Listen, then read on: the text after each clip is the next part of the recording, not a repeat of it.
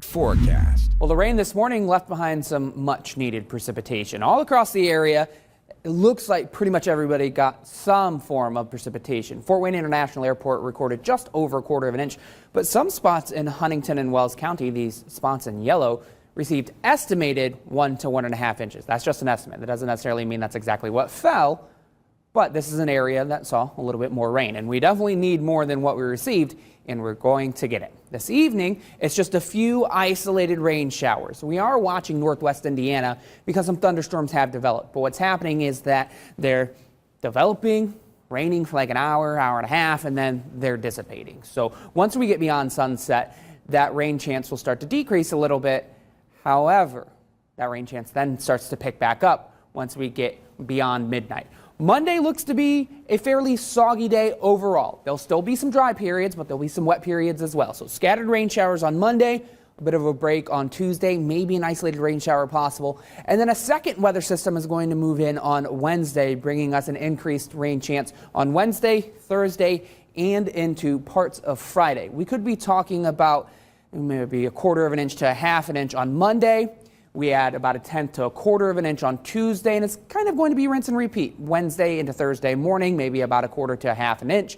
And we need this gentle rain over a long period of time. The reason being is because we've got those drought conditions in place. So by the time the rain is wrapped up by maybe Friday afternoon, we could be talking about 1 to 1.5 inches of rain area wide. Now, I mentioned the drought impacting why we need this rain to be gentle over a long period of time. Well, typically when the grass is healthy and the soil is not compact, that water absorbs into the ground pretty easily. But once you get drier conditions, water starts to absorb more slowly. However, we've got drought conditions in place. That means the soil is compact. And so if you were to get a bunch of rain at once, it's going to be hard to soak into the ground. It's just going to run off. It could potentially lead to flooding. But since our rain is going to be relatively gentle over the next 5 days, I don't expect flooding to be a concern. I don't know that this is going to be necessarily drought busting rain, but any rain is good rain at this moment. So Monday, as you head out the door, take an umbrella with you. Here's what First Alert Future Track shows. Mostly dry conditions this evening. Beyond the midnight hour, here's some rain showers and thunderstorms popping up. We could be dry by the time the Monday morning commute rolls around, although I think we'll see a few showers, but definitely into the afternoon on Monday, widespread rain is expected with a bit of a break coming on Monday evening with those drier conditions on Tuesday.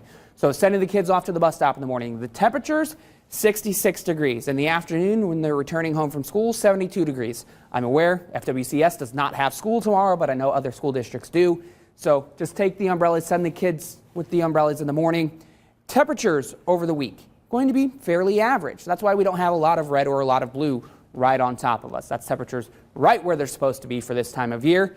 And that means first couple of days of fall are going to feel like fall. We've got mid-70s for the highs on Tuesday, Wednesday, Thursday, Friday. You can see those highs in the low to mid-70s. And next weekend right now looking pretty good.